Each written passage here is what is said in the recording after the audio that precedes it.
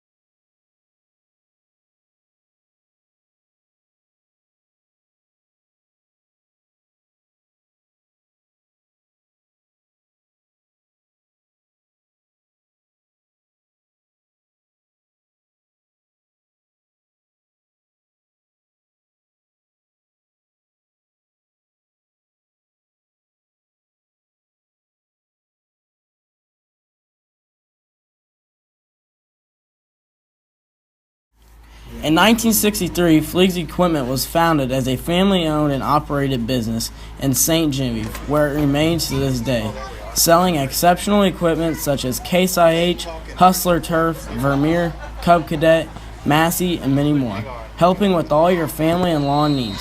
Service from the time you enter the door or pick up the phone is taken to heart. At Fleeg's Farm Equipment, we ask that you let our family serve your family. go Dragons. Trace this wire back, Molly. We had issues with this last year. In 1963, Fleeg's Equipment was founded as a family-owned and operated business in St. Genevieve, where it remains to this day, selling exceptional equipment such as Case IH, Hustler Turf, Vermeer, Cub Cadet, Massey, and many more, helping with all your family and lawn needs. Service from the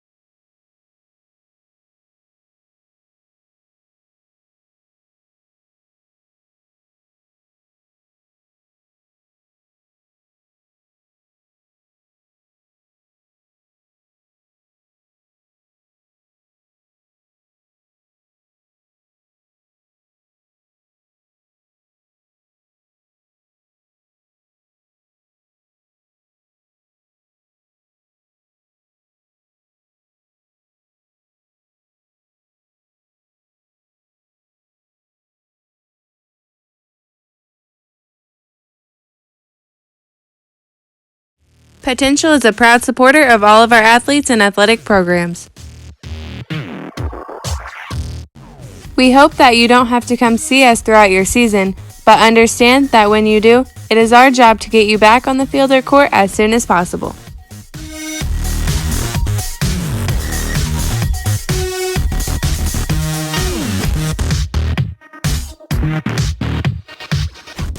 We wish all of our community's athletes safety and success and look forward to continuing the positive partnerships we've developed with our schools.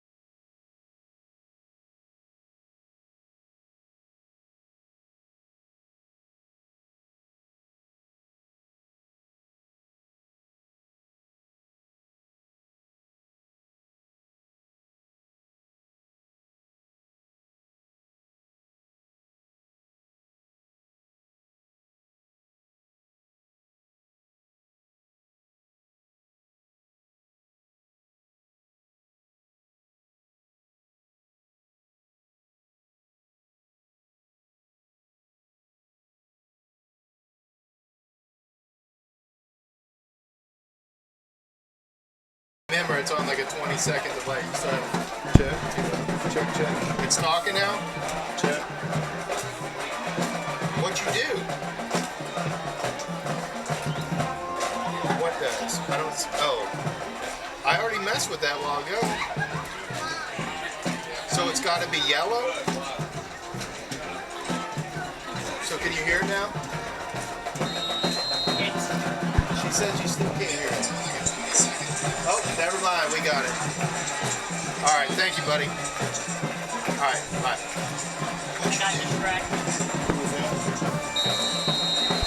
Who is it? From? Hello? Okay. I got it. Thank you. Bye.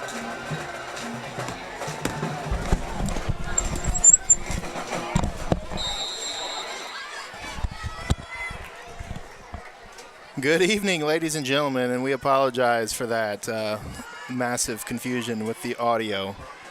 Had a setting clicked wrong. Thank you, Brandon Crump, for your help getting us set up there. As Kennett gets the ball 1st and 10, he pitches out and cut back there by number 5. That is Jordan Jarrett, and he is going down the sideline, breaks another tackle, and he's going to go all the way, folks. That is a 68-yard run by Jarrett, and these guys are fast. They are athletic, and if they don't keep them hemmed in and inside the tackle box, they're going to have a long night here tonight on the defensive side of the ball. Yeah, that was the little motion down and run the toss sweep that I think they've called it 2 times prior to that. One time they had a penalty or a fumble, and then that time obviously it was successful. The front side D did a pretty good job keeping contained, and then the backside got sucked down and he bounced it, and St. John had one guy get to him, but he couldn't bring him down. And that's a sophomore. That's not even one of their main ball carriers. They're loaded with speed everywhere, it appears. All right, as we gather ourselves here after that mistake, we will bring you a commercial break, and we'll be back in 30 seconds. Potential is a proud supporter of all of our athletes and athletic programs. We hope that you don't have to come see us throughout your season, but understand that when you do, it is our job to get you back on the field or court as soon as possible.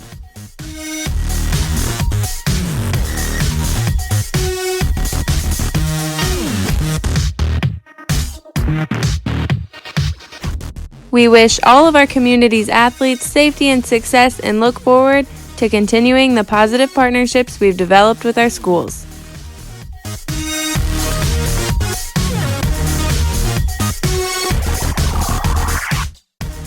Good luck and good health to all of our athletes tonight and going forward. All right, back deep to receive after that touchdown is Zach Boyer and Logan Trollinger. Last kickoff, they did a little short pooch kick to Beezer. We'll see what they want to do this time, if they want to keep the ball out of the hands of those deep guys. Yeah, St. John's got it. Zach start for the drive. Boots that one and goes backwards from there. So they're going to start at the 15-yard line, 1st and 10. Yeah, St. John's got to get something going offensively. That first drive, again, we're not sure what the audience has seen. First drive, St. John moved the ball. I guess they had about a 50, 60-yard drive, short passes, not a lot of running. Then the last drive, St. John got a first down on 2 carries from Gegg and Bullock, and then tried to throw it. Didn't have any success throwing the ball. But they've got to get some consistency and try to get some first downs here, because if they don't get a first down, Kennett gets the ball back. This may be a quick night for the green team. 11:39 to go here in the second quarter. And there's a quick pass there to Matthews across the middle of the field. Puts a little shake and bake move there on Harrell, and he gets tackled at about the 48-yard line. Gain of 33 yards. Yeah, Gegg was able to stand in the pocket. Don't know if his first read was there, if Matthews was his first read, but he stood in the pocket well. Took his time, hit Matthews on the crossing route. Nice throw and catch. And Gegg takes a snap, and he looks, Trollinger looks like he stopped his route. Gegg expected him to keep going. Yeah, I don't know if he was supposed to throw that over his outside shoulder or the inside shoulder, but he he didn't put it in a real good spot, and Trollinger kind of pulled away, knowing that if he caught that, it was probably not going to end well for him. Yeah, Logan put him in kind of a bad spot there.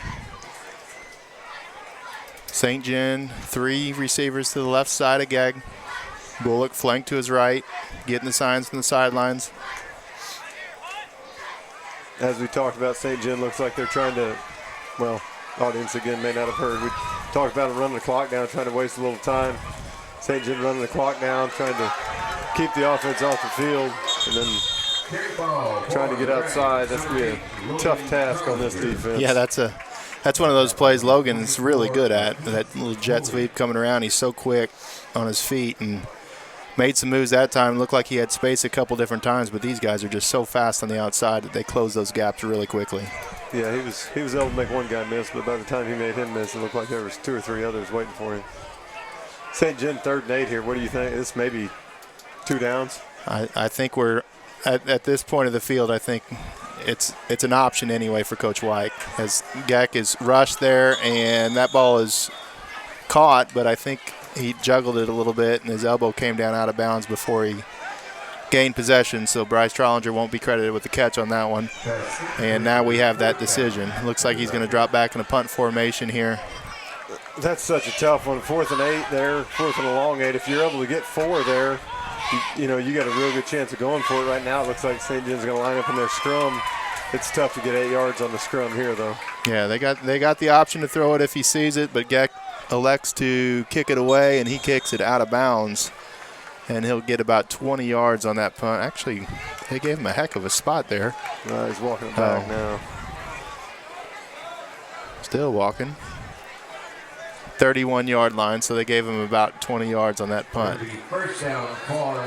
So not a great punt there by Logan, but defense is going to have to step up here and make some plays, get the ball back before going down 3 possessions. That's the thing about Kennett. They'll give you, it feels like you can get some plays here and there, but then, your drive stall, and then it just puts a heavy burden on your defense with the amount of things their offense can do.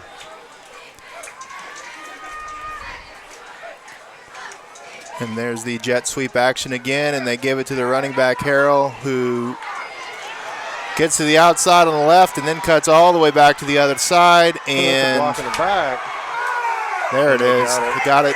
The guy from the opposite sideline, the opposite line judge, made that call. But St. John's going to have to do a much better job tackling than what we've seen in the last 2 possessions. Yeah, we talked about it earlier, 12 being their leading rusher playing defense, and you're hoping maybe you can wear him down, but when you're not able to keep your offense on the field, and then they're coupling that with the fact that they're rotating in Jarrett and Hunt as ball carriers. 12 goes 70 there, and he's able to come off the field and get a break because they've got 2 other very capable running backs. That's tough to duplicate for a team like St. Genevieve. So after that penalty is enforced, 10-yard block in the back penalty, it's going to be 1st and 10, still going to be a first down. But Kennett will have the ball at their 40-yard line. Or at St. John's 40-yard line, pardon me. Yeah, that was back-to-back plays of about 140 yards, wasn't it? Fortunately, one got called back. And last year's game was kind of it was a close game in the first half. It was a 1-possession game for most of the first half, and in the second half, St. John just was unable to tackle Kennett. And they just had 2- and 3-yard drives, one after another, and that game ended up getting away from St. John quickly in the second half. So they're going to have to avoid that. They're going to have to wrap and tackle every time they get a chance on these guys. And there's the run to the outside again, and again they get the edge. Looks like he gets about 10 yards. We'll see if they mark him out before or after the first down yard marker. We keep talking about it, but sometimes you have to beat the dead horse. You just your DNs have got to force it back inside, and then you talked about the tackling. If you're trying to tackle these guys one-on-one, you're not going to win. You've got to get to the ball carrier with more than one body, and that's the only way you're going to get them down, because if you're one-on-one, they're going to make you miss more times than not. Yeah, and that's number 5, Jared, again on the tackle. And again, he's one of those guys that kind of wasn't on our radar, sophomore, and he's a really patient runner. He really waits for his blocks to develop, and here they fake to him, quarterback keeper, and he gets 2 yards for the first down, and that'll move the chains for Kennett. Yeah, they do a good job right there. It was second and a foot. And that's when they'll mix in their inside run. They run that outside zone, jet sweep, whatever you want to call that, the play from the with the running back, and they just run the same action there, and then run a little counter with their quarterback, knowing that we don't have their heights and weight, but he looks like he's probably a 200-pound kid, and they feel like they can get 2 yards with him on the inside run. Yeah, this is a good-looking team, man. They got the athletes on the outside and in the backfield, and their linemen are pretty thick, big legs up front, and they really get off the ball and get after you too. Yeah, they're very well coached. Coach Wyatt came over. We talked about it last week. Came over from Alden about 3 years ago, and looks like he's got a good weight program, and kids are buying in and coming out. I think one year he had about 23 kids, and you can see from the sideline he's got, looks like probably 35, 40 kids on the roster this year, and a lot of them that are good football players. And there's the motion across the formation again, and they counter back with Harrell, and he gets about 7 yards. That was a great play by Brett Beezer. He was taken on the block and actually stayed on the block with one arm and was able to wrap up Harrell's leg with the other, get off the block and wrap up his leg and wait for more bodies to come around. That's what we talked about. You got to get bodies on these guys. A lot of moving parts in this offense. A lot of guys going different directions, and it's important for a defense to stay disciplined and read their keys and stay true to their responsibilities. If you don't do that, it's going to be a long night. Ooh, and they bust through on the blitz there, and they hit the quarterback almost before he gets the handoff off. And Harrell gets the call, and he gets about 1 yard. It's going to bring up a 3rd and 2. And that's what you don't want to start drawing straws, in the second quarter. But sometimes you're going to have to take some chances. St. John's really not shown any signs of slowing down their offense, and just a base defense not taking a lot of chances. And that's what I think Evan Walker just checked in at D tackle. You saw a bullet blitz on the last play. You're going to see St. John's start knifing, slanting their D linemen, maybe sending inside linebackers, because if you just sit in your base, they're just going to wear you out driving the ball down the field. And looks like the defensive tackles were spread pretty wide there, and the quarterback decided just to keep it, duck his head forward, got about 3 yards on the carry. Yeah, I don't know if St. John may have had a stun on. Like you said, it looked like the D tackles were almost outside shoulder of the guards. And Kennett had the quarterback sneak on and just called a good play into that defense. St. John was trying to get something in the backfield maybe. Looked like the Neil Thompson game-winning touchdown play there. When you can run behind Joe LeClaire, that's a safe play. Double 3 techniques. Bobby Weiler talks about it all the time. Couldn't believe it. There's the pitch out to Harrell, and he breaks the tackle, and he's going to get about 13 yards on that carry, and that's going to bring up a 1st and goal from about the 5-yard line. He was a very good running back last year, and he looks like he's gotten a little quicker this year. I don't know if he's put on any weight or not, but he is a fantastic athlete. And then they bring in number 5 to give him the break, and he's equally as quick.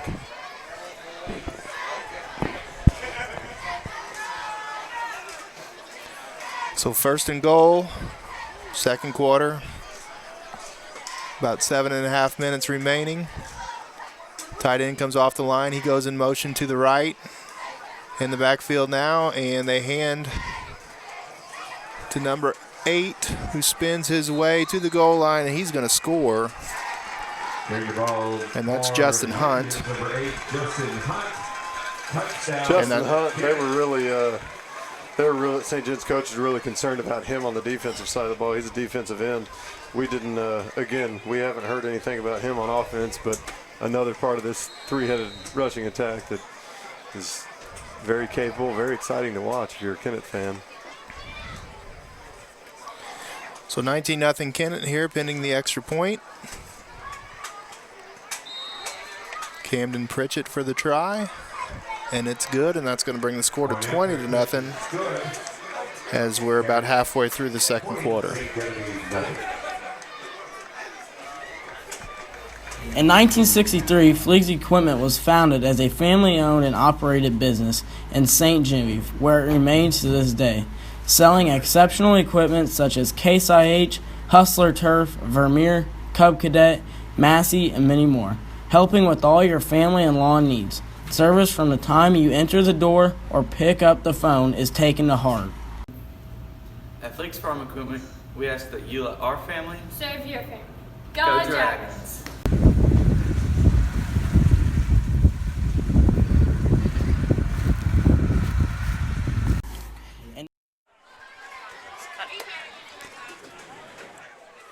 And we'd like to thank Fleeg's Farm Equipment for sponsoring us once again this year.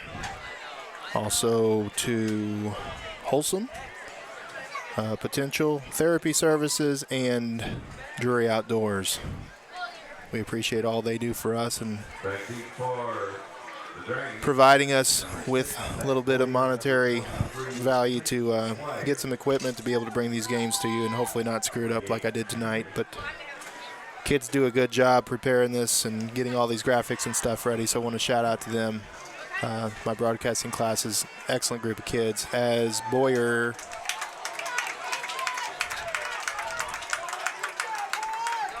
Clayton Squires, I believe. Yeah. Clayton Squires on the return. Sophomore didn't see a lot of action. Tell you what, he didn't hesitate. He got that ball and went. I think that's the key when you're you're trying to return a kickoff on these guys. There's not a lot of room trying to bounce outside. Your best bet is to put your shoulder down and try to get as much as you can up the middle. You're not going to outrun the corner on these guys.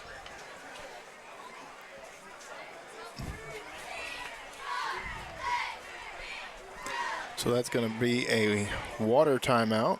Hopefully this will be the last week where we have to deal with those. Yeah, I don't know that I know it's a Misha mandatory thing, but it seems like it's about 72 out here, doesn't it? It's nice up here in the booth. Last week it was a little humid up here. It's a lot nicer today. Got a nice little north wind blowing. Winds are named from the direction from which they come, not from the direction in which they head, as we learned last week.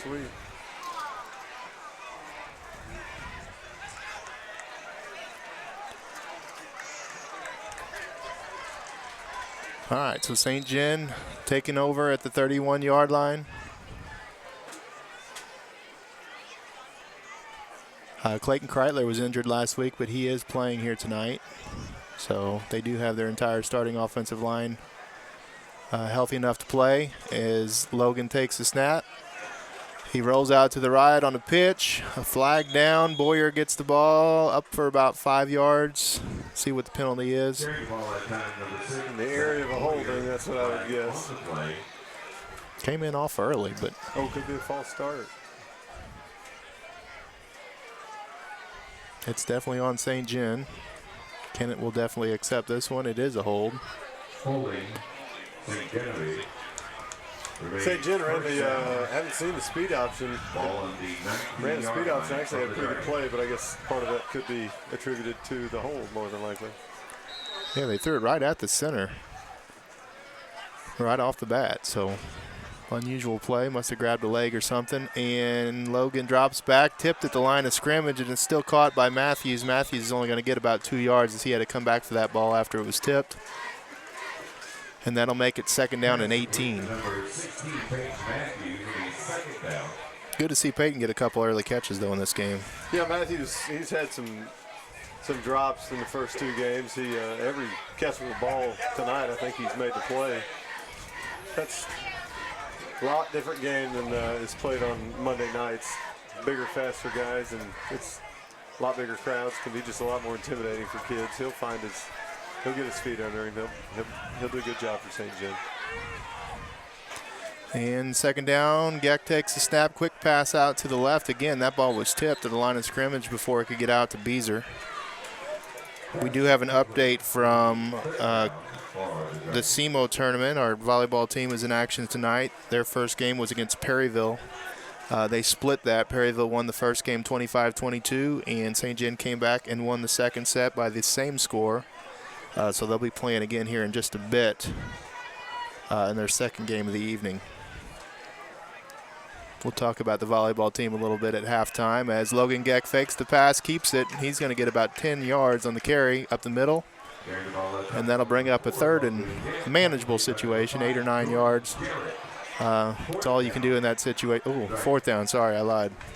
Yeah, it was St. John was just, they were third and long there.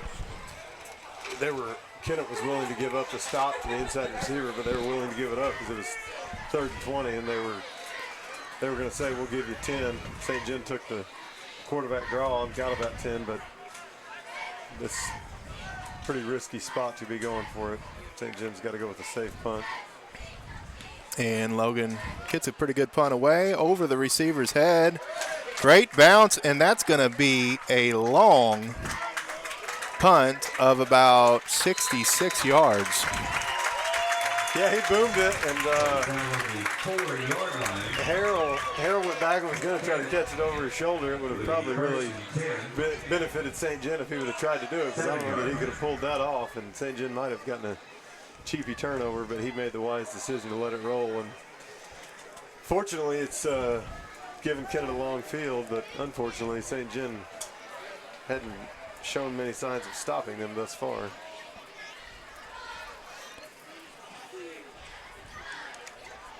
Yeah, you'd like to say that you force them to go the length of the field, but giving up chunks of yards, 30, 40 yards at a time, it doesn't take long. So hopefully St. John can remedy that problem here as Kennett takes the snap, motion to the left, and run up the middle, and that's Harrell, and they are not able to bring him down immediately, but after a while, 5 or 6 guys get on him and stop him for no gain.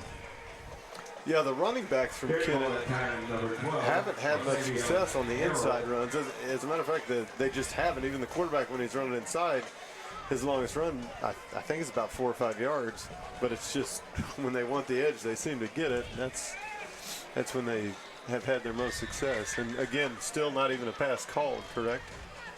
They have not run a pass yet.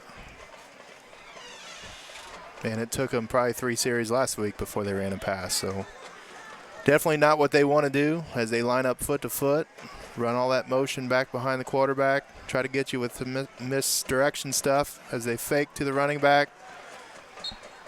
And quarterback keeps it to the right side. He gets about 3 yards, so that'll bring up about a 3rd and 7. Good job by the defense there the first 2 plays of this series, and we'll see if we can force a punt here in the next play. Yeah, trying to come with that inside trap or counter play. It looked like St. John, their interior D-line did a good job making him bounce, and he bounces and only gets about 3. We might actually see a pass here. I still don't think we will, but you never know. Quarterback under center this time.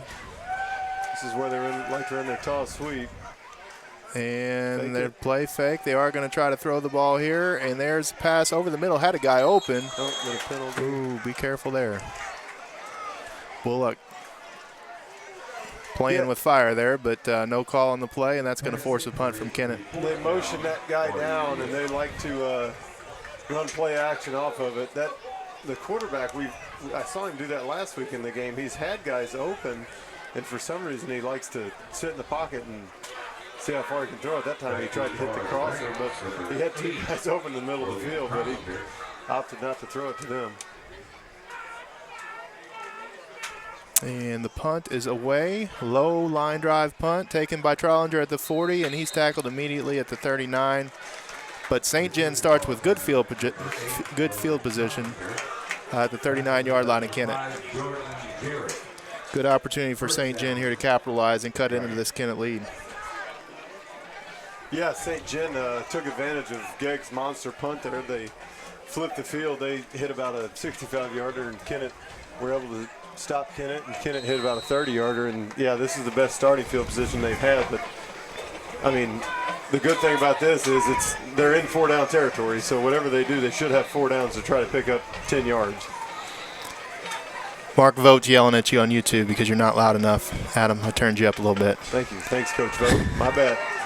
All right, Logan Geck back, and he's going to take a sack. Loss of about 8 yards on the play for Logan. And that's going to bring up a 2nd and 18 from the 49-yard line of Kennett. Yeah, that's when you'd like to see Logan, knowing that this is a defense that blitzes as much as they do. If his first read's not there, he's almost got to try to throw it over that guy's head. And, you can't take an intentional grounding penalty, but just know where a receiver is and throw it over his head, throw it out of bounds, and keep your 2nd and 10 rather than get yourself back up into 2nd and 20. So 2nd and long, Logan looks to the sideline for the play, directs his receivers on where to line up. Confusion.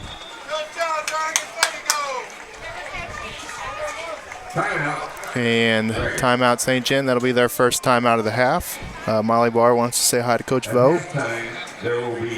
She says she misses you and wants you back at Team Sports anytime. You're welcome to sub.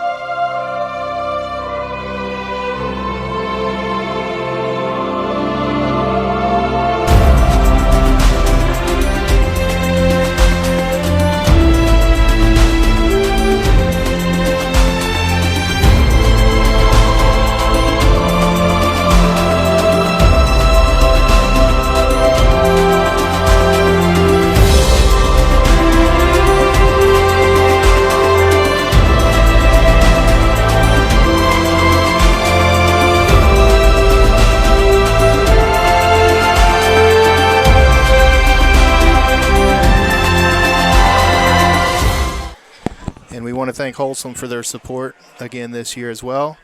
As St. John gets ready to take the snap here, Logan Geck, 2nd down and 18.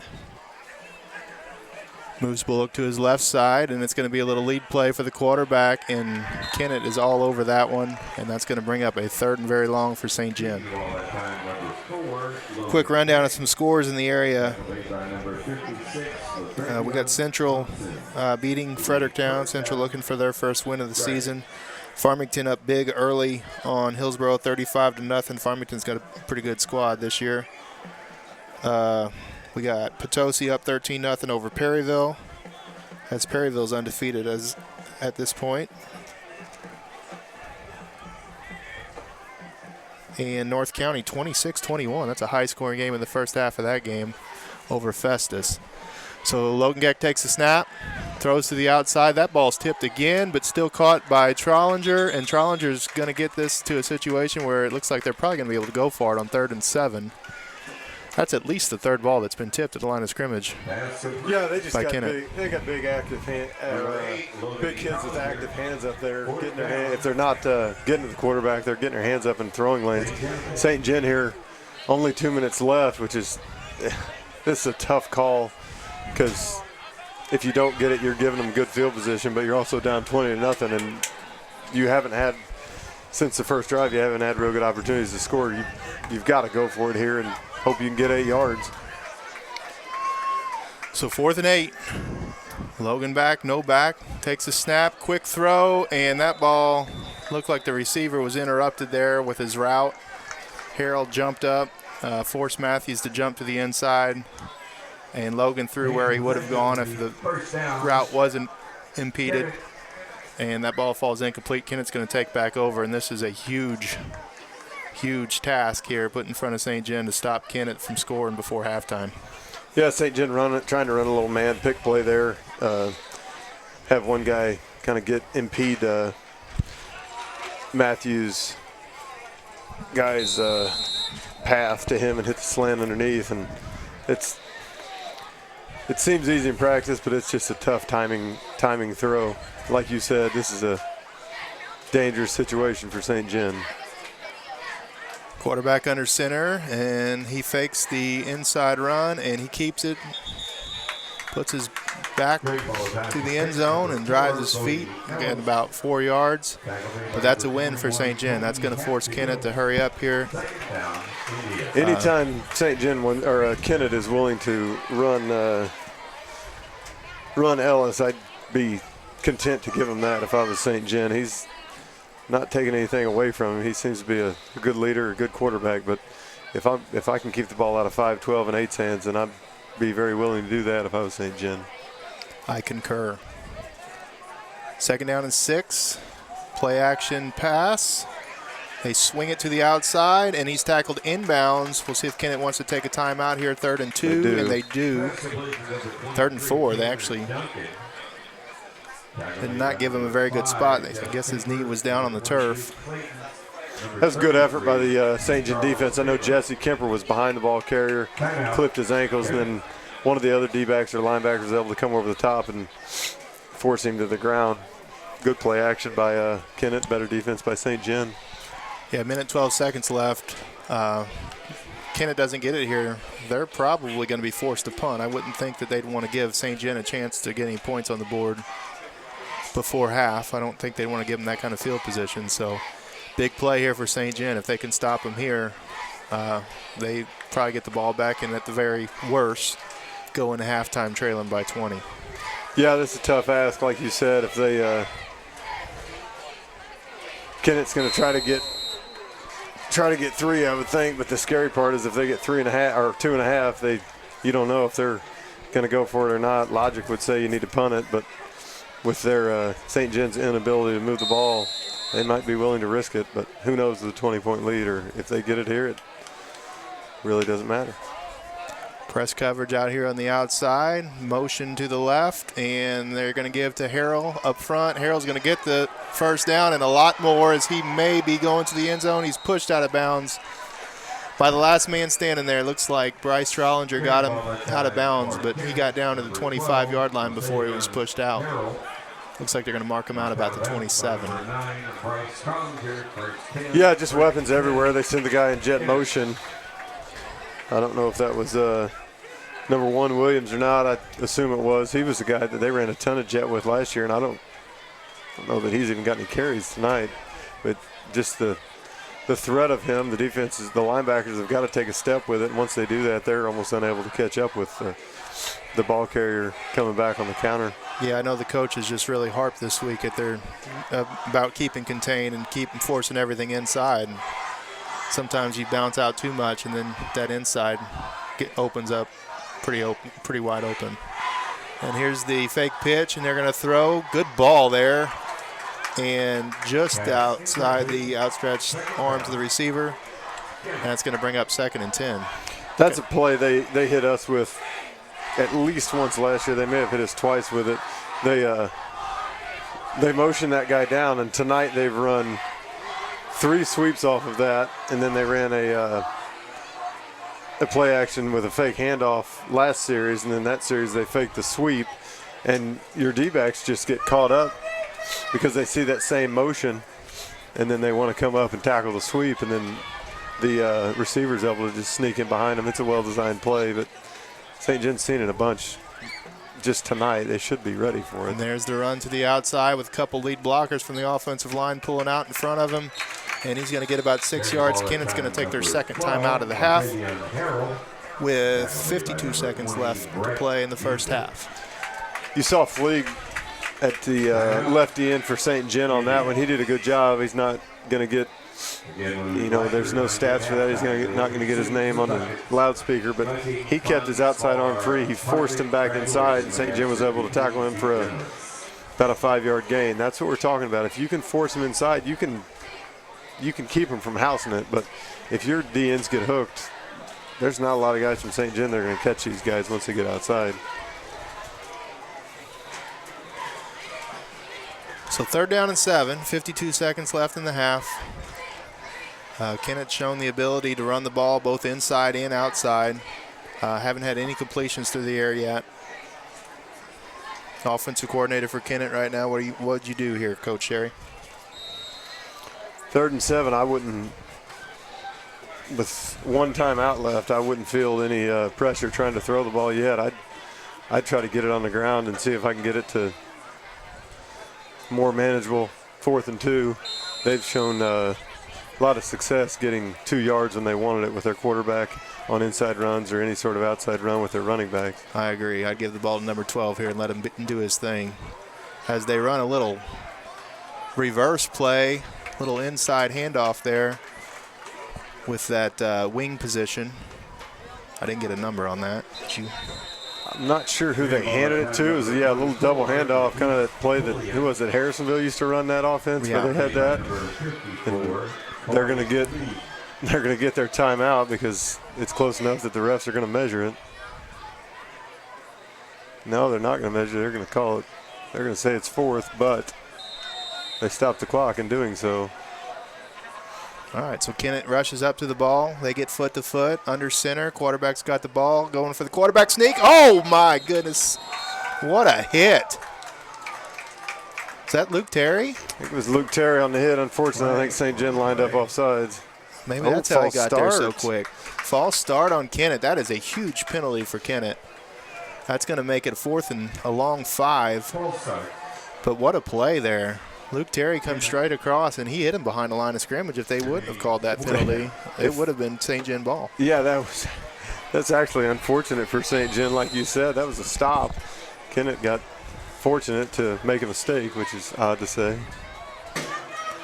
So now they're going to come out with 3 receivers to the right, running back flank to the right, and he's going to throw, and quick pass is complete underneath to about the 12-yard line. So they're going to convert on 4th down. And clock will stop with the movement of the chains. And there's 11 seconds left. Kennett's they do take a timeout here. I don't know why. I have no idea why Kennett would take a timeout there. They don't have time for 4 downs. They should have run up to the line and clocked it, and it would have been 2nd and 10. Now they've used their last timeout. If you're St. John and you can, if Kennett tries to run the ball, then you tackle them, that's the end of the half. Yeah, so you've basically limited them to throwing the ball now. They've definitely made themselves one-dimensional by calling that timeout. And with the clock stopped, while the chains are getting set, they could have got up to the ball and with only losing 1 or 2 seconds. Exactly. Yeah, you're still going to have at least 2 plays, maybe 3, and you have the option to run the ball with that timeout.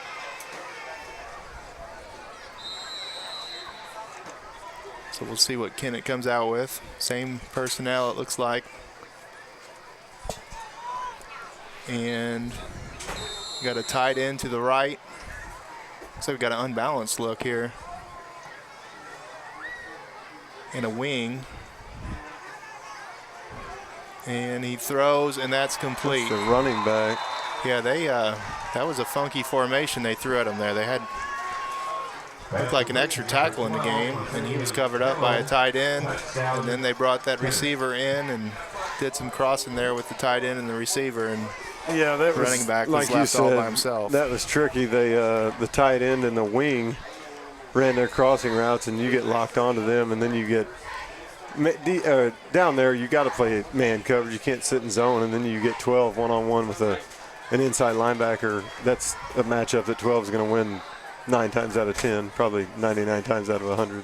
Yeah, well-designed play there by Kennett, and looks like the extra point's not going to be any good as he squibbed it, and flag on the play. Somebody hit the kicker there. Well, after attempt is no good. There's a flag on the play. Flag came down right at the holder.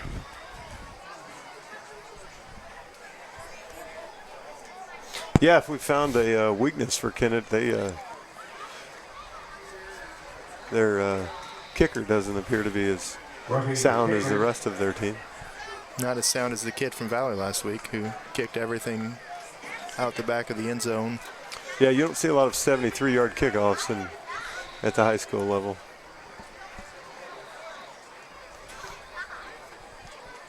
Unfortunately, we got about the same situation as we had at Valley last week. And unfortunately, the free yard and a half that St. John just gave Kennett is going to entice them into going for 2 instead of kicking another PAT.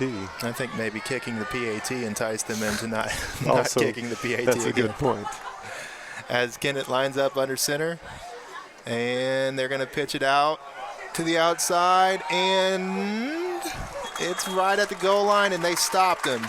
Good play by the cornerback there. That's Bryce Trollinger. Came up, forced him, didn't make the tackle, but forced him to jump over the top, giving the other guys time to get there and rally him out of bounds. Like we talked about, one guy's not going to do the job. St. John had 3 or 4 there, and 3 or 4 guys can do the job a lot of times. So 26-0. Looks like we got the kickoff as soon as this kickoff is downed with 6 seconds left. Probably be the end of the half. They may have to come out and take a knee before they go into half, but looks like it's going to be a 26-0 Kennett lead going into the locker room. Yeah, this is unfortunate for St. John. Like you said, it's very similar to last week. It's tough to keep kids up, keep them motivated. What they've got to realize is they faced 2 really good teams the last 2 weeks. Valley was really strong up front with really athletic kids behind them, and we're not seeing much different of a team this week. Yeah, they're very comparable in a lot of areas. A lot of speed, a lot of athleticism, and really strong up front.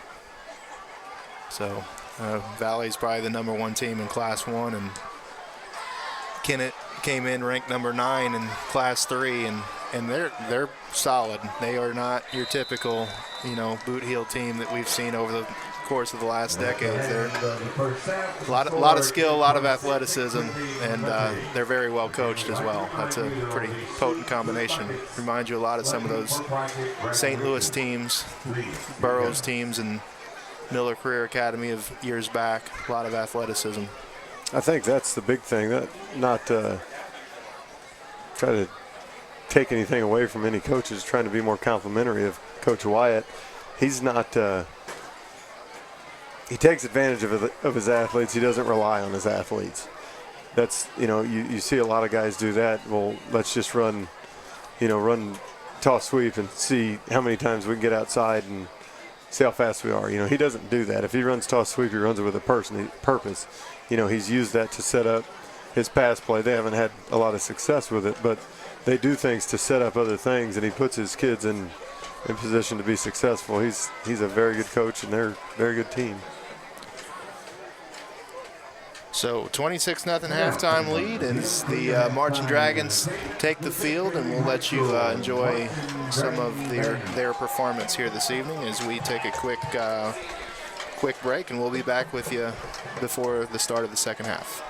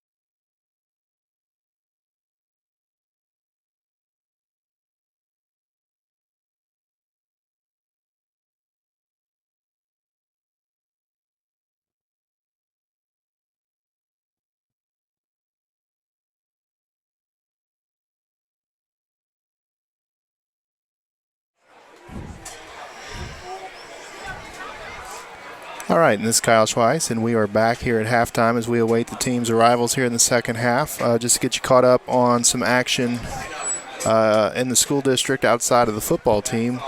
Volleyball team's in action tonight. They've played their first game against Perryville. They split 2 sets.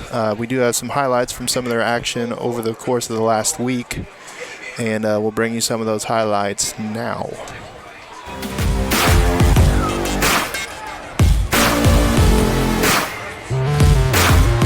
These highlights are from the Windsor game the other day.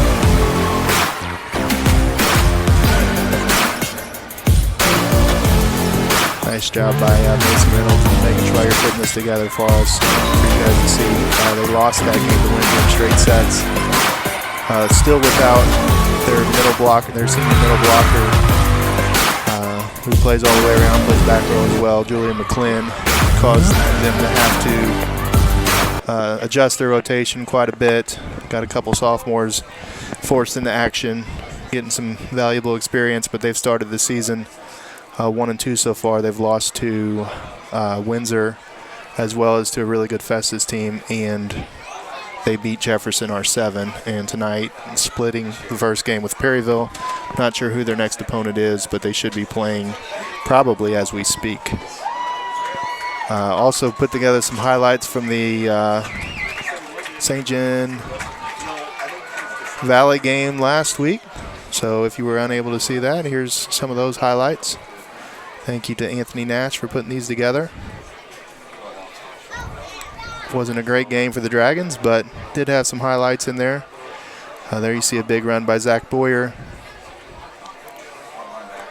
in the second quarter. Here's a touchdown pass late in the game from Logan Geck to Peyton Matthews.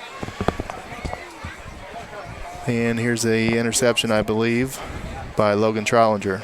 Good play right there. And there's a pass breakup by Chuck Finley, I believe. So thank you again to my broadcasting kids who've done a great job putting that stuff together.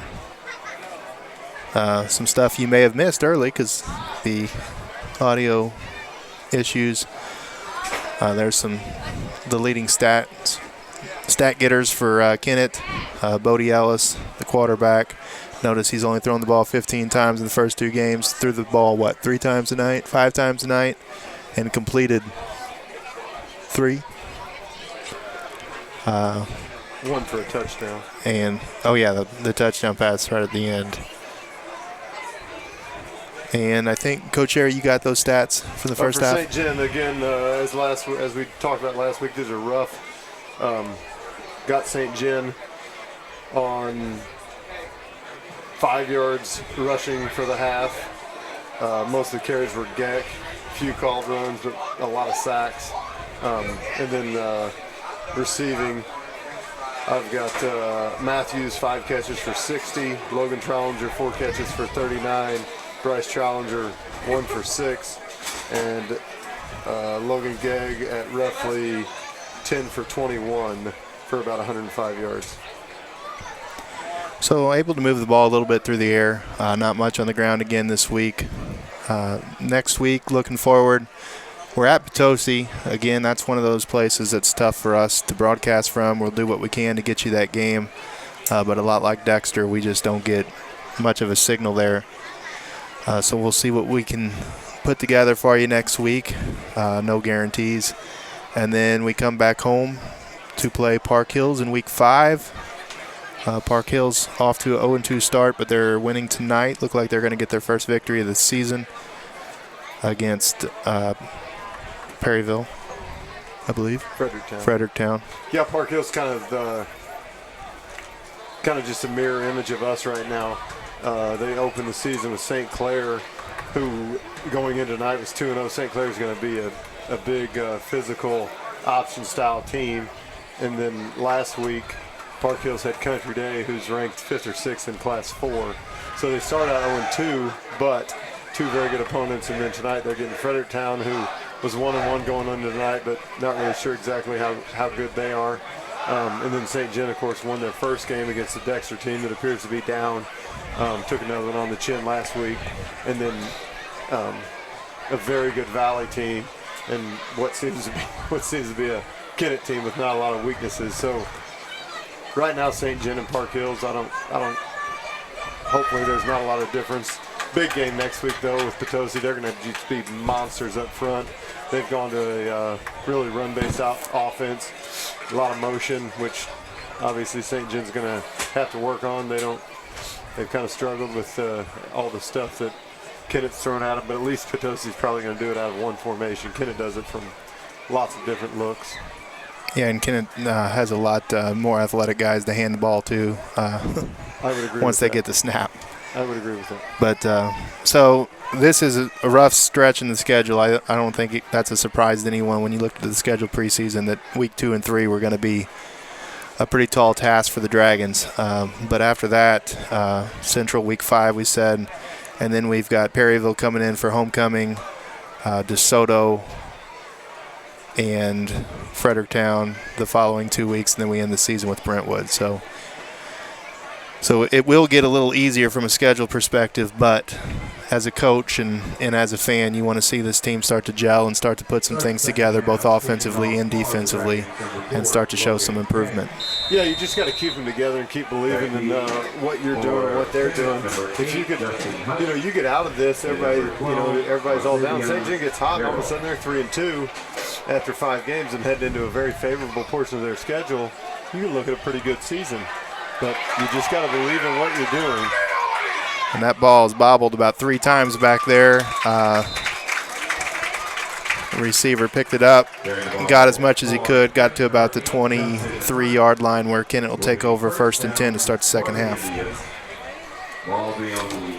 Yeah, Hunt tried to pick that up about 3 or 4 times. I don't know what was going on there. He got some slippery fingers with it. Big shout out tonight to Molly Barr. She's doing a great job on the camera. She is doing a fantastic job. Trying to get her to talk into that microphone, but she won't do it.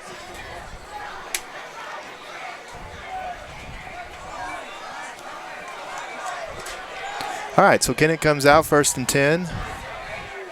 Tight end to the right, 2 receivers to the right, motion to the left. And handoff to the tailback, number 12, Harrell. He's up the middle for about 5 yards. I don't know if we talked about St. John's stats. I don't know if we got to Kennett's stats, but I believe they had about 270 yards rushing in the first half. That's going to have to – St. John's going to have to stop them and slow them down a little bit. I don't know that you can slow this team all the way down, but, 270 yards rushing, a lot of that comes down to hustle and effort. Yeah, 27 carries for 287 yards. That's I'm not a math major or anything like that, but that's a little over 10 yards a carry. That's not good enough to win games. I got the same. All right, so under center look, 2 backs, and they toss it out to the right side. Man, that kid is quick. Yeah, that was an interesting play. They went split back and ran a toss sweep to the back on the right side of the quarterback, and the other back went the other way, so he didn't even have a lead blocker. But like you said, he's so quick and slippery. He kind of Barry Sanders doesn't need a lead back. Yeah, with all the athletes they have on the field, I think number 5, Jared, is probably, from what I've seen, probably the most athletic of the bunch, and he's just a sophomore. It's a scary proposition for future Kennett opponents. 3 receivers here to the left side. Quarterback in the shotgun, and they fake to the outside. Quarterback decides to keep it. Miller's dropped for a loss of 2. Bodie Ellis, sorry. Bodie Miller, wasn't he a skier for the U.S. Olympic team? The only other Bodie I've ever known. So, they run Ellis. It seems like just to keep you honest. He really, like right there, he lost 2.5. He's been somewhat effective up the middle, but they run him to keep you honest. But they're just doing that to set up their outside runs with their running backs. Same formation this time. This time they motion back to a 2-back look, run a little counter action play. And good defense there. That's number 5. That's Jesse Kemper. Did a good job coming up from the outside linebacker position. Jesse Kemper, he's worked really hard for 4 years. He good athlete, but has made himself a really good football player just by trusting the weight room and buying into what the coaches are selling. He works extremely hard in the weight room. He's made himself a big kid, fast kid, strong kid, and he's a good football player. That's going to bring up 3rd and 16 for Kennett. 3 wide receivers to the left, 1 to the right. Snap out of the shotgun formation. Looks like their inside receiver is going to run a little wheel route, and he's got it. And just a little bit high into the outside. Looked like the receiver had to slow a little bit, and then it ended up on his outside shoulder. And we got a flag on the play, and that is a personal foul, roughing the passer. And that is a killer on 3rd and 15. Yes. That's going to take him right to the sticks, and with it being a personal foul, it's going to be automatic. Yeah, St. John did a good job. Kennett set up the wheel play. St. John looked like they had a little man coverage on there and just stayed with their, stuck with their man, did a good job. Brett Beezer was there to break up the pass, and unfortunately the personal foul is going to either give him an automatic first down or a 3rd inches.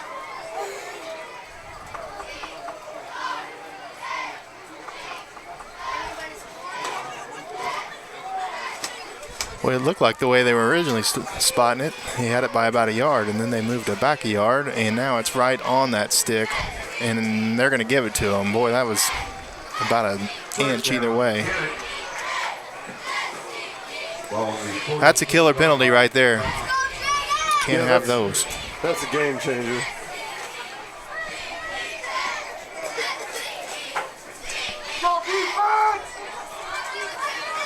We just got word that Paul Goldschmidt just hit a grand slam. Sorry if you're DVRing the game.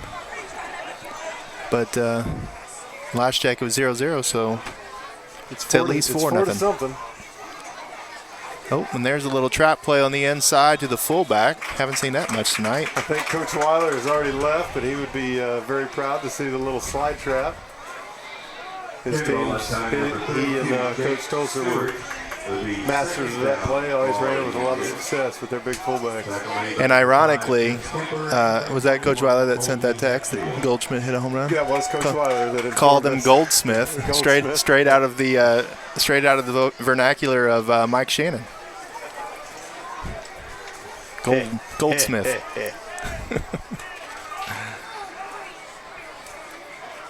Second down and 8. Motion back to the left. And they run it to the right. Use that guy as a crack. And quarterback gets about 2 yards. Almost called him Miller again. I've never seen Bodie Miller ski in my life, and I've mistaken this guy's name for him twice tonight. Fantastic downhill skier.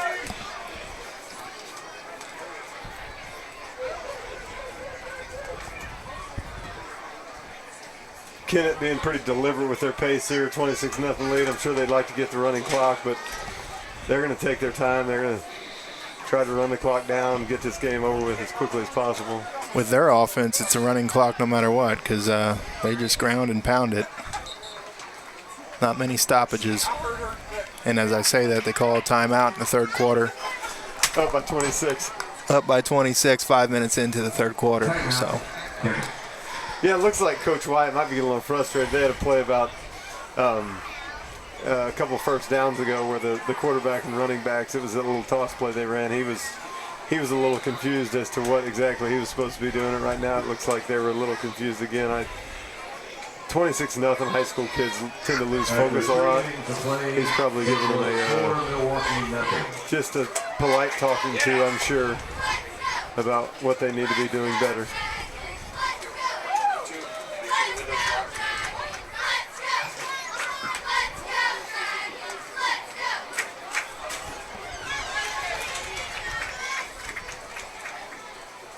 So this drive started for Kennett on the 23-yard line.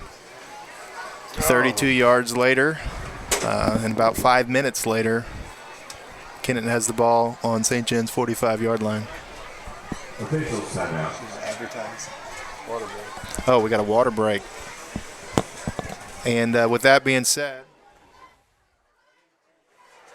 we're going to run through our defensive lineup just in case you didn't see it a while ago, because my kids worked really hard on this and they're pretty proud of it, so we're going to show it anyway.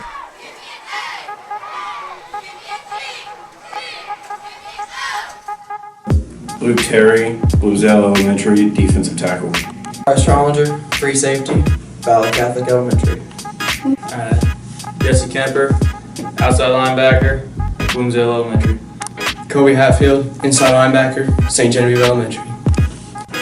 Austin Bullock, inside linebacker, Bloomsdale Elementary. Anthony Nash, quarterback, Bloomsdale Elementary. Quickly, defensive end, Weingarten. Go. Evan Walker. And Kennett get ready to run the play, and they run it to the outside with Murray, and he's going to get 3 yards.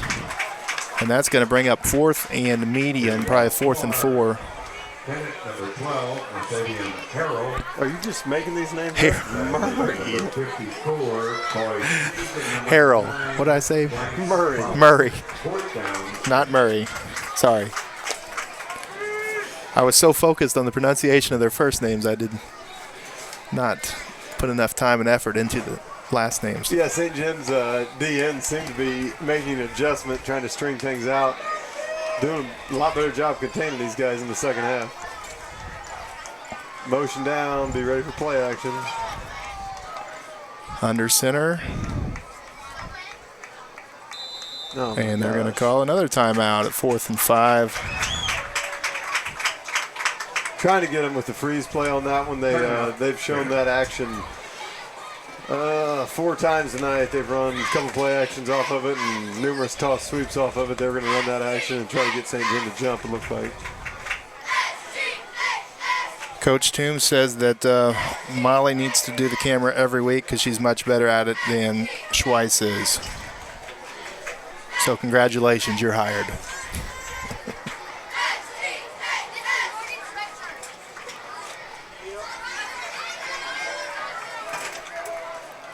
All right, so now it looks like Kennett's going to come out and punt formation.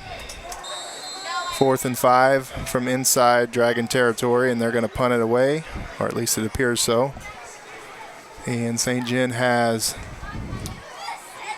Logan. Who's that? Logan Trollinger back to receive. Low squib line drive kick, and it just barely finds the end zone, and that's going to be a touchback, and St. John will take over 1st and 10 from their own 20-yard line. Yeah, that was a tough one for Logan. Good to see him make the good choice. You'd like to see him maybe block one of those guys coming downfield trying to keep the ball from crossing the goal line, but St. John getting fortunate off that long punt that rolled into the end zone. 89 people watching, 26-0 game. Thanks for your for tuning in tonight. Hopefully we can get you a little bit of St. John offense here in this possession as Logan Geck gets ready to take the snap on 1st and 10 from their own 20-yard line. And they fake the run to Boyer, and then Logan is wrapped up rather quickly. Looks like he's going to lose about 2 yards on the play. Yeah, St. John trying to run a little counter play. They've got Boyer in the backfield. I don't know if he's gotten many snaps tonight. Probably try to get him some carries in the second half. He's got some speed. It'd be nice if he could break into the secondary. And Logan looks to throw and passes to Bryce Trollinger, and Bryce drops it. Tried to run before he caught the ball. Yeah, good route, good throw. You could see him. You could see him turn his head. Again, you get a fast defense like this, and you try to make a play before you've got the ball. It's not going to work most of the time.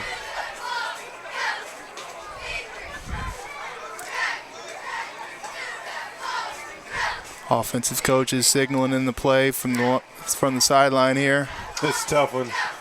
Kennett going with a 3-man D line. You get 3 D linemen. you don't know which linebackers are going to come, if any, and then you got a ton of people in the defensive backfield. It's just really hard to throw the ball. Ooh, and there's a late hit.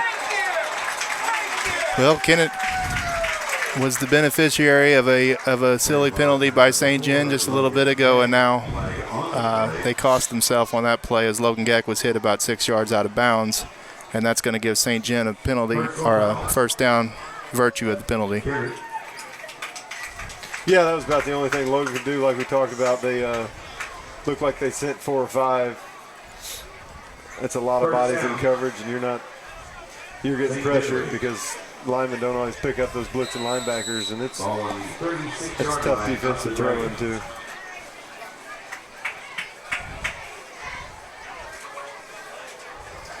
Got motion here to across formation as Peyton Matthews comes from the left side of the formation to the right.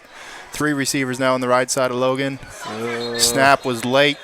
Looked like everybody was moving except for the center. And that's going to set the Dragons back 5 yards. Going to bring up a 1st and 15 from the 32-yard line.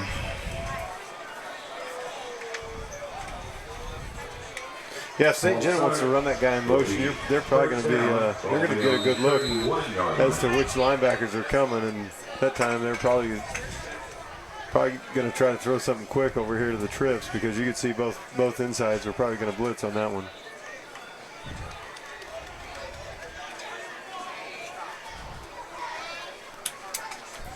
Geck gets the snap, needs to swing it right now, gets it out to Boyer, and now Boyer drops one. Again, good read, good play there by Logan. Put it right where he needed to. Got Zach out in space, which is what these coaches are really looking to do, and Zach just unable to come up with that one.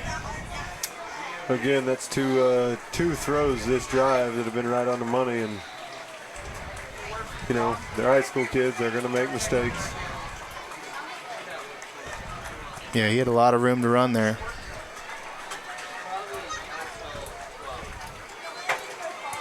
And now you get yourself 2nd and 15. You might see that 3-man D-line again from Kennett. Blitz a linebacker or 2, but they're going to have a ton of guys in coverage, and that's tough for the quarterback. Trips to the right side of Logan, and they bust through the line of scrimmage. Logan fumbles the ball on the ground. Looks like St. John was able to fall on it, but that's going to bring up a long 3rd down conversion here for St. John. It's going to be about 3rd and 23. Yeah, that time Kennett truly only rushed 3. They both dropped both insides, and if your offensive line can't protect against 3 of your quarterback, he's not going to have much of a chance. That was number 8, Justin Hunt, the left defensive end. And again, the coaches, we talked about that earlier, the coaches were worried about him. He's a problem, to say the least. Yeah, he slammed inside the tackle there, and they had no chance. He was in the backfield before Logan ever had a chance to look down the field. As Logan takes this snap, he rolls to the right. He's going to run. He tucks, and he gets about 5 yards on that play, and that's going to bring up about a 4th and 18. And St. John's going to have to punt it away here in the 3rd quarter with about 4.5 minutes left to play. Yeah, you'd like to see Logan knowing that that's a punting situation. You need a receiver to come back. You need one to go deep, and you just throw it up, take a shot. If they intercept it, it's just like a punt anyway, and if your guy comes down with it, then that's a win. But you're not going to pick up a 3rd and 23 on the ground, more than likely. How's that for a punt? That ball never got more than 4 feet off the ground, and he's going to end up getting about 45, 46 yards out of that punt. So good punt average tonight. Kind of looks like your drive that I've seen every once in a while. One thing about my drives is one's never like the other. Sometimes they go left, and sometimes they go right. Sometimes they don't go very far at all.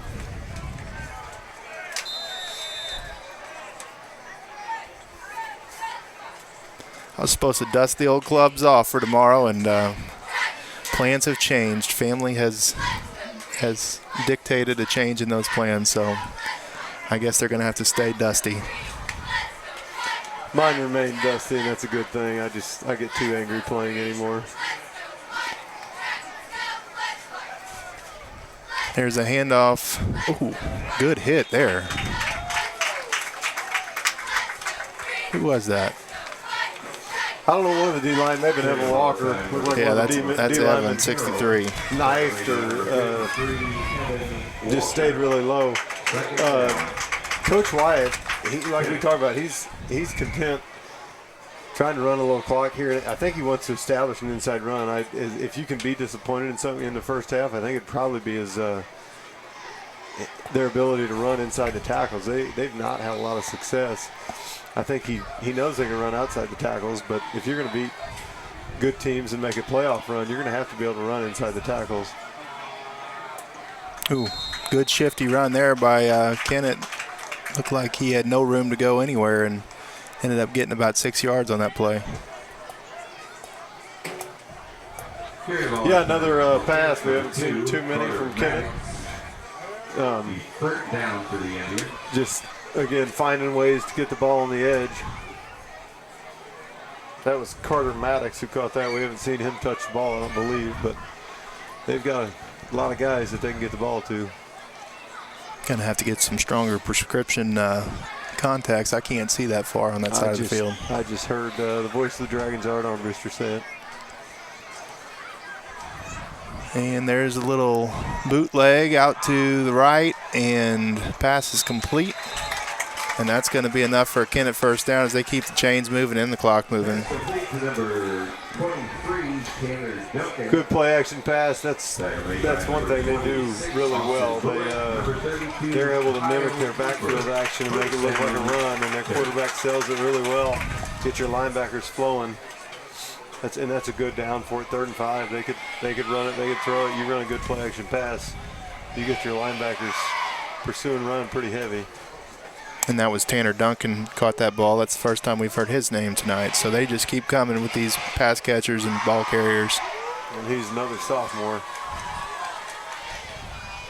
Oh, there's the fake to the jet sweep, and he's looking to throw long, and he's got a receiver open. Good play. I thought it was a good play by Logan Trollinger, but it got just over his fingertips, and that's a touchdown for Kennett. He just mistimed his jump by just a little bit. He had his tight end was wide open down the middle of the field. I thought he'd go there, and he wound up and chucked one, and Logan Trollinger had a beat on it, and like you said, he mistimed it, and 12 didn't mistime it. Oh, we're on about a 25-second delay here, and I saw it on replay, and I don't know how he missed that. It went right through his hands. Good job by Molly Barr getting all that action on the with the camera. And here's the extra point, and that's up, and it is good. About 3 feet over the crossbar. But it all counts the same as it's 33-0 now for Kennett late in the third quarter. Yeah, like we talked about, they haven't had to throw it much all season. They put 49 on Fredericktown, about 49 up last week, didn't they?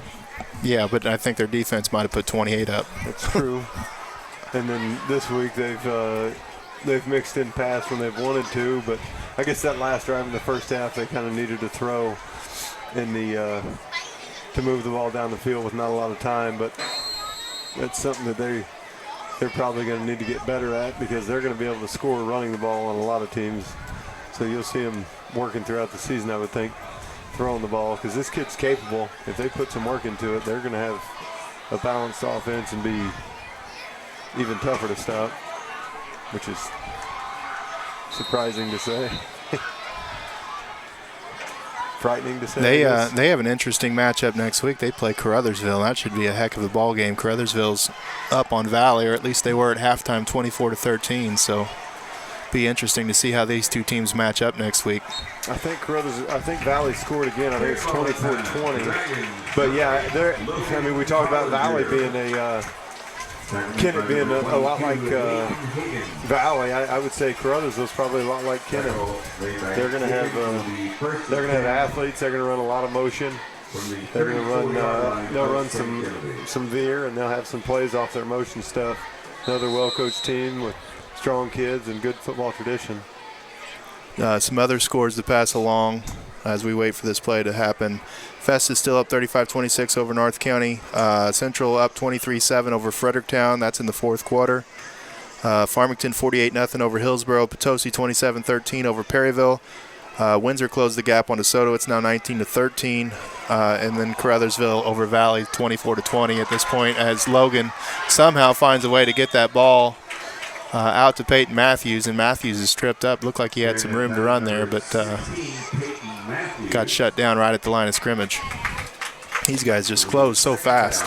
Yeah, you're seeing, I mean, even Logan. Logan's played a lot of varsity football. He played some as a sophomore and started all last year at receiver and quarterback, and he's played 2.5 games this year. And the team speed that Kennett has, it's just flustering these guys. You know, that was a catchable snap, and they're trying to rush things. Oh, there's a pass to Boyer. Boyer gets away from the first guy. Looks like they might get maybe a little face mask there. I thought he fumbled, but it was a shadow I saw. But yeah, he got face mask. Number 6, Zach Boyer. So nice read there by Logan. Nice quick pass. Good catch by Zach, and they'll add 15 yards to that 7-yard completion, and that'll take us back inside of Kennett territory here late in the third quarter. Yes, Logan put some good zip on it. They'll give you, especially if you can catch their insides blitzing, the inside guy on those trips, he'll be open on a stop. Especially, like I said, if you get the insides blitzing. And even if you don't get him, if you can just hit him with a little play fake, that guy will be open on a 5-yard stop. That time, Zach almost ran like a little slant, got inside there. And there's the inside handoff to Bullock. Bullock gets about 4 on the carry. I guess they only called a 5-yard face mask there. I thought they were going to give him 15, but they didn't. Got the first down. That was the important thing.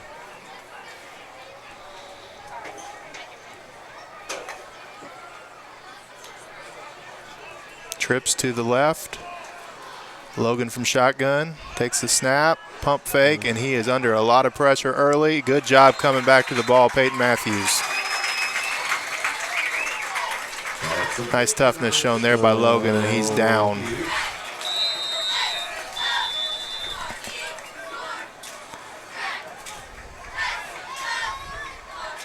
Looks like his left ankle.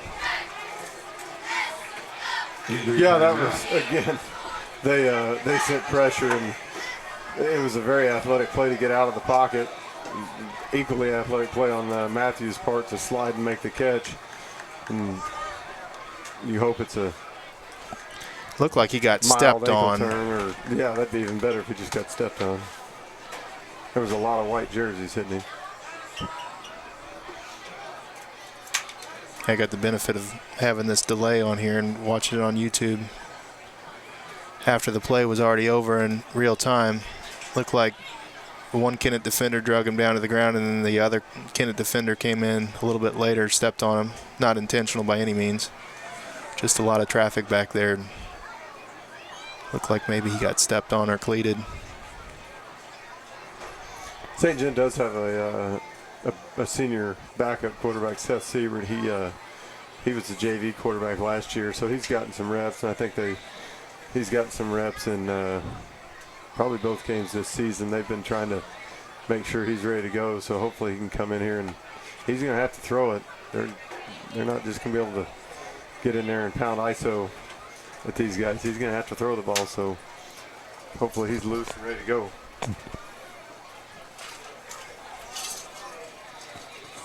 Looks like he is putting a little more weight on it now than what he was earlier, so that's a good sign. Logan's a tough kid, we know that, and he's going to do everything in his power to get back in the game. I'm not sure the coaches will let him at this point of the game, but you know he wants to be back there with those teammates battling. Yeah, tonight might be a minute left in the third quarter, down 33. It's probably a good time for him to take a break and make sure he's healthy for conference season starting next week. At quarterback position now for St. Genevieve, number 18, Seth Siebert. But it's very encouraging. It does look a lot better than it did originally, so we'll keep an eye on him, see if there's any signs of anything over here on the sideline. In the meantime, Siebert takes over. He has twins on either side of the ball. And there's a little counter play, and Bullock spins his way to the first down, and he gets a gain of about 10. Nice run there by Austin Bullock. It really was. They, like you said, they ran the jet motion. He came back on a little counter tray. He runs hard. If you give him any kind of hole, he's going to fall forward. He's going to get some yards for you. That time he found a pretty big hole and drug the kid about 5 yards.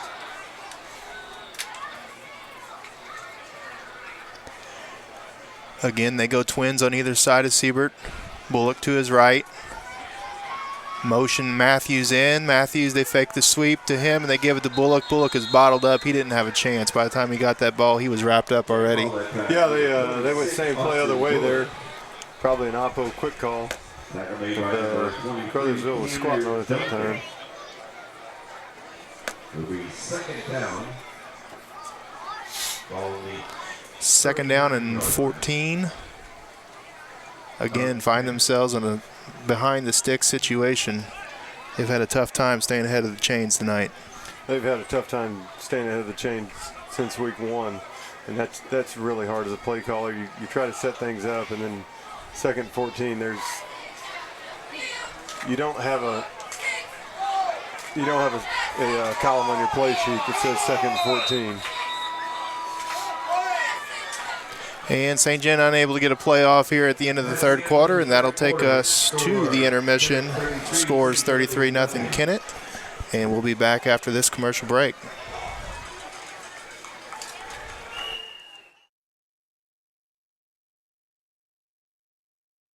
Potential is a proud supporter of all of our athletes and athletic programs.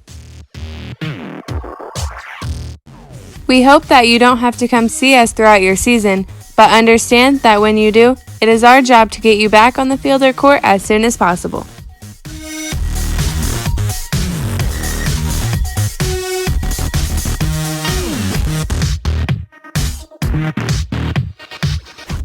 We wish all of our community's athletes safety and success and look forward to continuing the positive partnerships we've developed with our schools.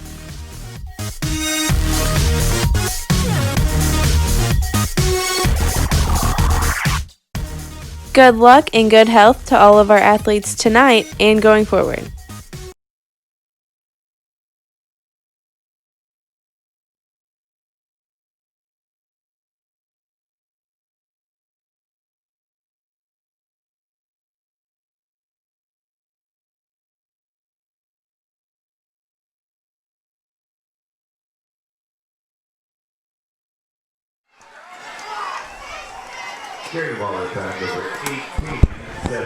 And St. John goes backwards there as Siebert keeps the ball. Loss of 9 on the play. Yeah, quarterback. You bring in a quarterback fresh off the sideline. It looks fast on the sideline, but I promise you, it's a lot faster once you get in there, and it's tough to replicate that in practice. He's not seen. There's another 5-yard gift. Speed like this. Flag on the play.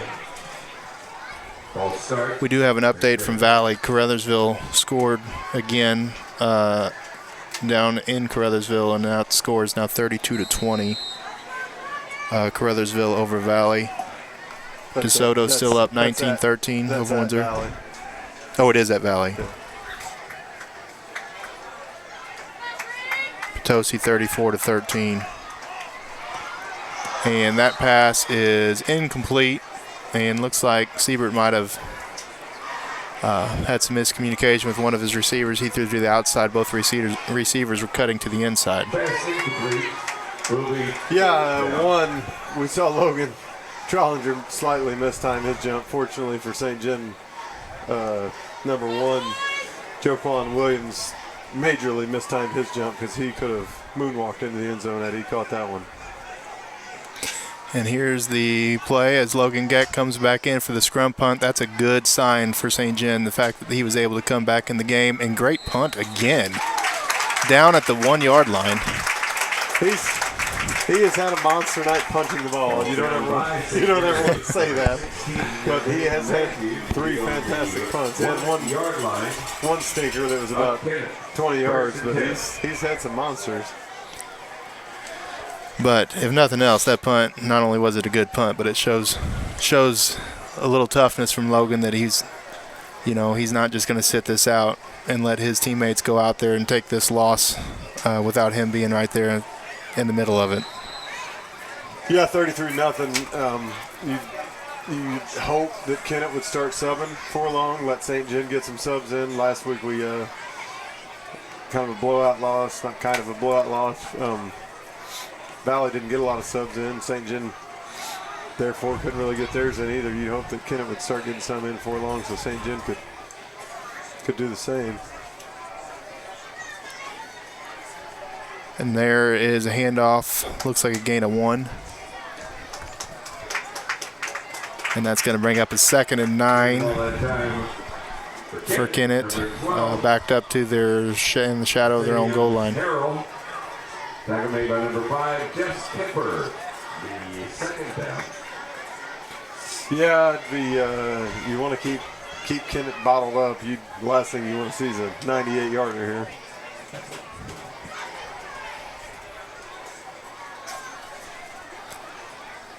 So under center, takes the snap, looks to throw out to the flat, wide open, and he's at the 10, he's at the 15, and he gets brought down about the 22. And it looks like they're going to have a hold or illegal block. Yeah, you can't. That kid kind of had a peel back block on a blindside block on a St. John defender, and they've really done away with that in high school football the last few years. And you've got to do it with your hands, and he did it. He did it with shoulder and helmet, and that's going to get called every time. Yeah, he was celebrating the block, and then he realized he had a flag between his feet. So.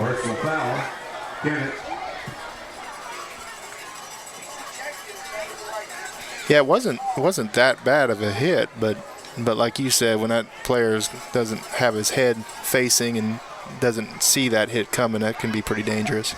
Yeah, and it's a good rule. That he could have made that block with his hands, and that guy, the St. John defender, that was number 30, Peter Clinton. He wasn't going to make the tackle. That was just a guy trying to get a dirty hit, and I don't want to call the kid a dirty player, but it's a dirty hit when the guy's not involved in the play and he's got his head turned.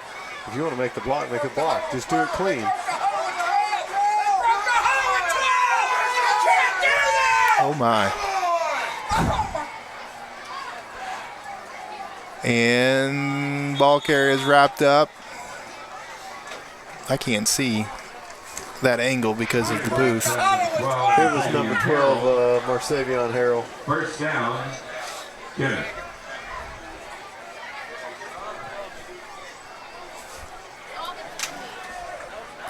So that's going to bring up a 1st and 10.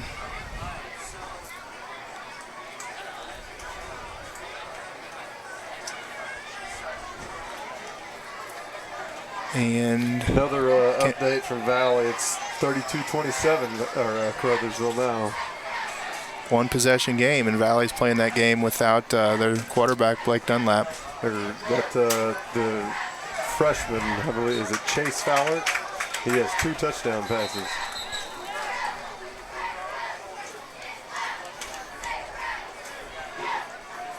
Here's the ball that time, number 24, Pulliam. So now you start to see some fresh faces coming in for Kennett. Still got the quarterback in, but trying to share the wealth of the ball carrying responsibilities here. That last one was Laquez Pulliam, number 24, getting the carry.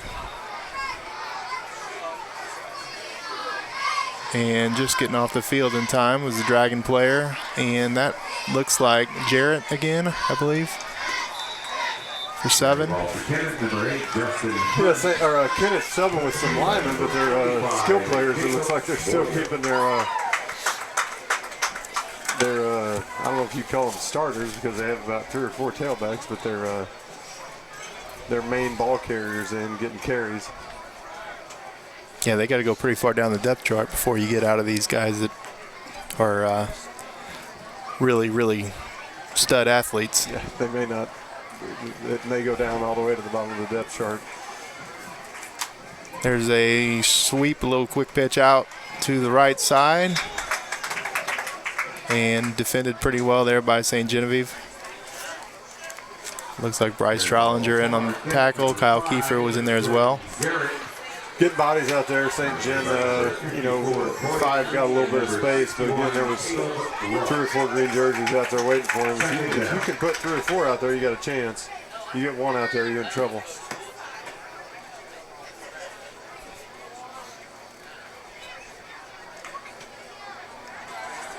And the clock continues to run here. There's 8 minutes left in the fourth quarter. 33-0 Kennett lead. Quarterback out of the gun. 2nd down and 6.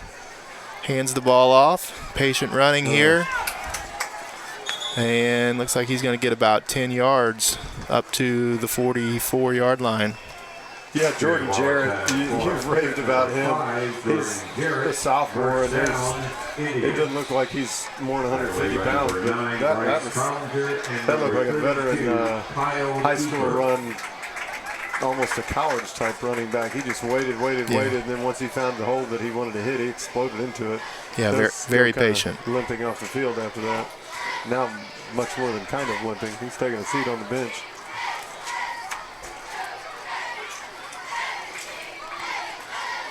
Out of the gun, 3-man front for St. Gen, and they give. And that's Harrell. And they bottled him up that time, gain of about 2. Hatfield with the tackle. Yeah, the St. Gen defense has played really well this half, I think. Struggled there for a little bit at the end of the first quarter, beginning of the second with their tackling. Gave up a couple big runs, but since that time, they've really made Kennett earn it, and have kept the score from getting way out of hand. They have. Like we talked about, St. Gen's coaching staff just got to keep them buying in. You'd like to see this from the get-go, but sometimes you're a little outmatched. St. Gen, there was a talent discrepancy, on these rosters tonight. But if you can keep them playing hard in a 33-0 game, the next week, when it's 0-0 to start the game, they're going to play hard. So, when the talent seemingly will be a little, more even. That last play, that was a really good play by Jesse Kemper coming up and forcing that play back inside. And Caleb Roth and Evan Walker were there to make the stop, hold them to a 3rd down attempt here at 3rd and 4. Here comes the motion, and they handed that motion with the jet sweep.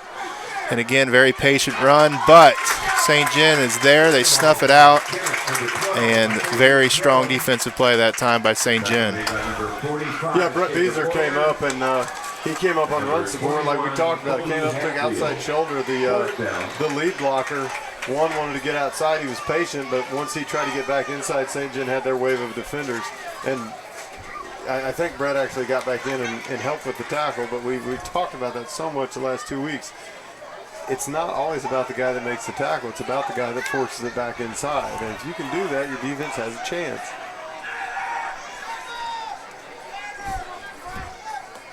And Kennett's going to punt this ball away.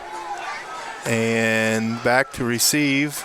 That is muffed by Beazer right into the hands of a Kennett defender, and that's going to be a turnover, and Kennett's going to get the ball 1st and 10 from the 12-yard line. That's he's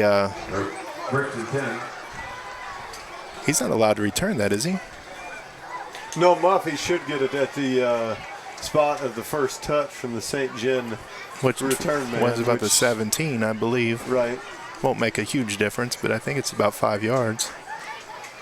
Yeah, they put Beazer back. I don't think St. Gen's had Beazer back all year. They probably were just seeing if they could put a new guy back there, how he'd do with that in a game. And unfortunate for Brett, he was a little bit behind where he should have been. Yeah, it's tough for him after that play on 3rd down. Made a awesome play. Forced the punt, and then just wasn't able to come up with the punt reception there. You're never really fortunate in a 33-0 game. But fortunately for him, it's not going to decide the outcome of this game. Do have an update from Cape Girardeau in the SEMO tournament. The Lady Dragons have just defeated Scott City in 2 sets, both sets. So that should put them in a relatively good bracket tomorrow for the finals of that, for the final round bracket of that tournament. I think they've actually got another game in pool play. I think they play Winona tomorrow morning, and that'll set up their bracket play for the afternoon, I believe. Winona's usually got a really solid program. Small school, but yes, also always very good. They got a lot of history with Valley playing in the playoffs over the years, I know. Flag on the play. Holding. Kennett. So that brings the volleyball team's record to 2-2-1 to start the season.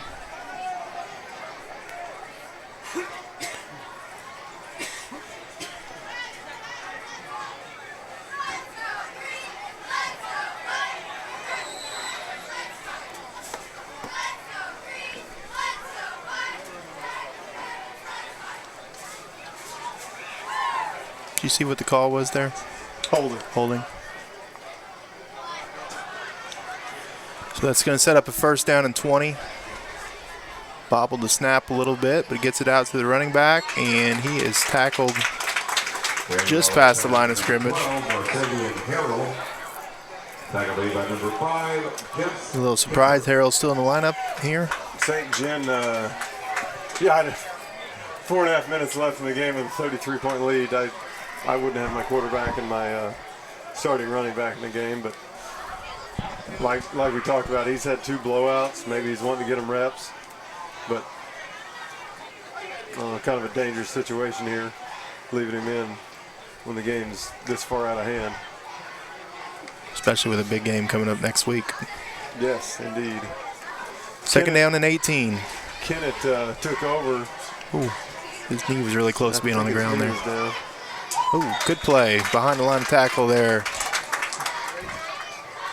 St. John punted on the first play of the fourth quarter. They punted it down to the 1. Kennett had a good drive. They brought them out to around midfield. Then they punted, and Beezer muffed it. They've picked back up here. They're about 3rd and 10, or 3rd and 20. I'm sorry. St. John is yet to run an offensive play this quarter. Yet to run a play. That's not a good sign when there's only a few minutes left in the game. No, I don't like their chances of a comeback here. It's hard to come back when you don't have the ball. And good job. New ball carrier. Nice job there by the defense. Number 24, LaQuiz Pulliam on the carry. We have yet to see him. He's a senior.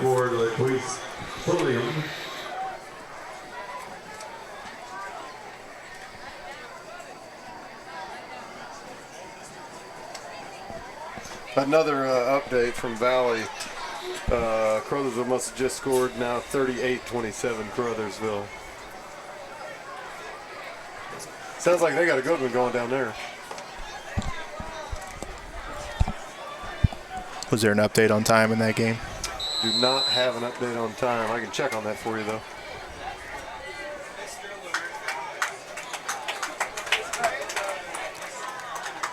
Got some interesting banter going on YouTube from the Kennett folks talking about Crothersville. Looks like that was just the start of the fourth quarter, so there's a lot of football left there.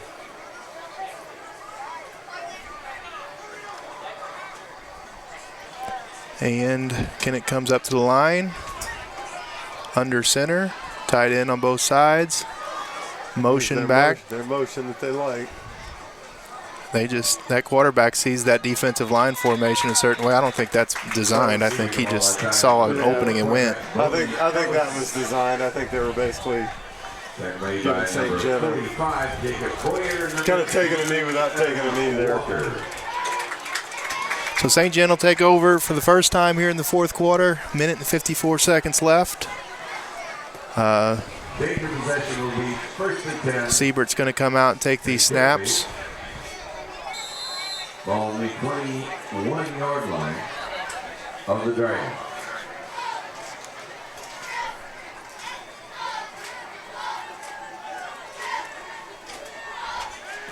And there's the sweep, and Matthews is brought down for a loss of about 5 on the play.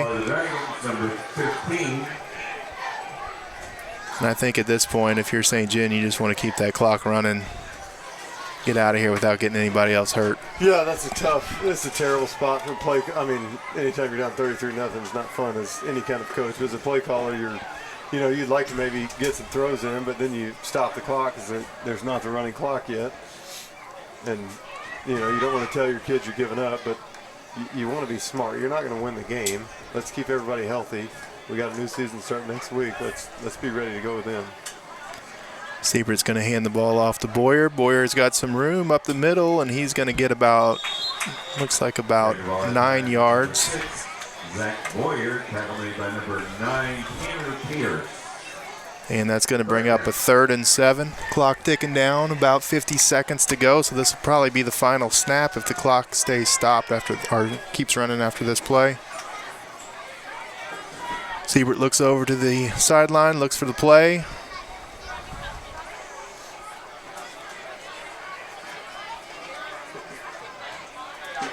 Motion back to the left side, and there's a little counter play, and Boyer's going to be wrapped up in the backfield right after he takes the handoff, and that's going to run the clock out, and St. John's going to fall for the second straight week, this time to Kennett by a score of 33-0, and next week they're going to take on Potosi. Potosi right now is winning, sorry. What do we got with that score?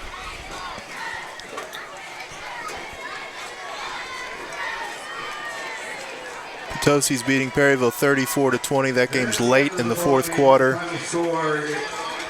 So we'll play them next week at Potosi. We're going to try to bring you that game, but like we said earlier, no promises. That's a tough place to bring you a game from. Central beat Fredericktown by a score of 26-14. That'll be St. John's Week 5 opponent.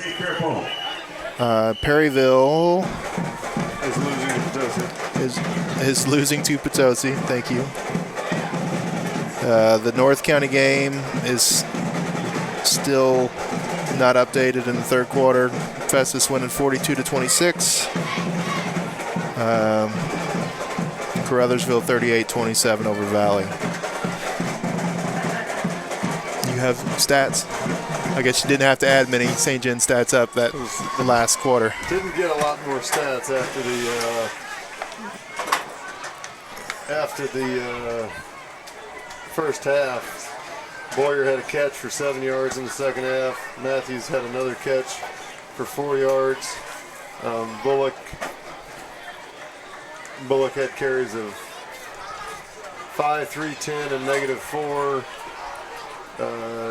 Gegg had a few carries. St. John not a lot of offense in the second half. Like we talked about, they ran 3 plays in the fourth quarter.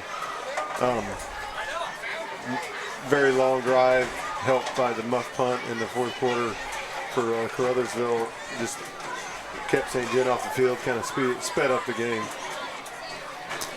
I think if you're looking as a St. John fan and as a coach, I think you're looking at this game and you're trying to take something positive away from it. I think you look at the way our defense played the last 6 minutes of the first half and all the way through the second half. They never quit, and they really played tough and they played hard. There was no doubt that they weren't giving up.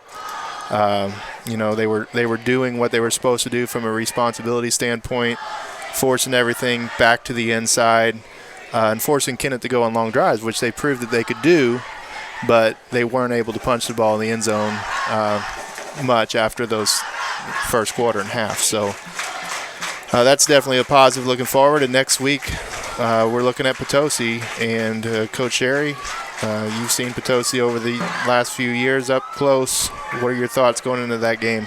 Big thing with Potosi, they're going to have monsters up front. I saw, watched a little bit of their jamboree this year. And then just, all the years of preparing for them in the past, they're gonna oversize St. John up front. They're gonna have big human beings up front. They're gonna go under center, a lot of motion. I think they're probably gonna run at you with about 3 different running backs, and that's what they were talking about in their preseason, was having a new offense where they came with misdirection. Big thing with them is getting them behind the sticks. They're going to come downhill, downhill, downhill, and if they can get 3 yards of play, then on 4th and 1, they're going to go for it. But once you get a hold, once you get a false start, once you get a negative play, and all of a sudden they're 2nd and 12, 2nd and 14, even a hold, then you get like 2nd and 19, something like that. Then all of a sudden they get out of their comfort zone. Last year they were able to control the field against us because they had a kid that was a really good punter, and we didn't run the ball well. We had a long touchdown pass, but they threw 2 pick sixes because we got them behind the sticks and made them throw the ball, and they just weren't comfortable throwing the ball. If you can get them out of their comfort zone, you can make them do things they don't want to do. If you can't get them behind the sticks, then they're going to go on long drives. Last year, I believe it was last year or the year before, they beat Park Hills, and it was something like they went on like a 14-minute drive. I don't know if you remember, it was like a 96-yard, 14-minute drive, like longer than a quarter of possessing the football.